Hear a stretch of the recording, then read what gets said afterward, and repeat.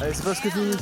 1 km 700 de chemin, 310 mètres de dénivelé, une pente moyenne à 17%. Les chiffres font mal aux jambes avant même de commencer.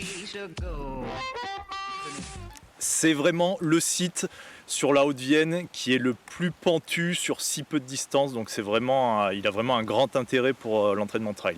Ça glisse un peu? Un petit peu, oui. Mais ça va. C'est le souffle surtout. Privé de compétition, le défi est ouvert à tous les amateurs de course à pied.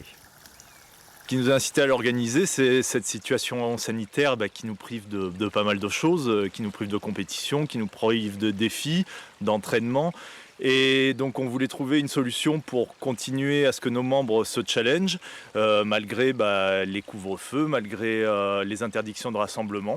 À 6 km/h de moyenne, les meilleurs avalent cette montée en un peu plus de 12 minutes, souvent dans la douleur. Qu'est-ce qui vous plaît dans ce genre de défi, dans cette montée-là?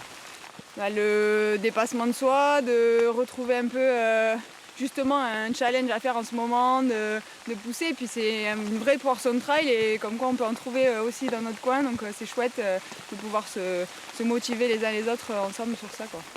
Ici, on court pour soi, mais aussi contre le chrono, histoire de retrouver le parfum de la compétition. On prend l'air, on prend l'eau aussi, on prend la grêle et on se mesure aux autres, même si ce n'est pas une compétition. C'est un défi qui nous permet de retrouver d'autres compétiteurs et voilà, d'arriver à se jauger un peu. Grâce à ce défi, les runners privés de course officielle depuis des mois peuvent ainsi se mesurer aux autres dans un décor à couper le souffle.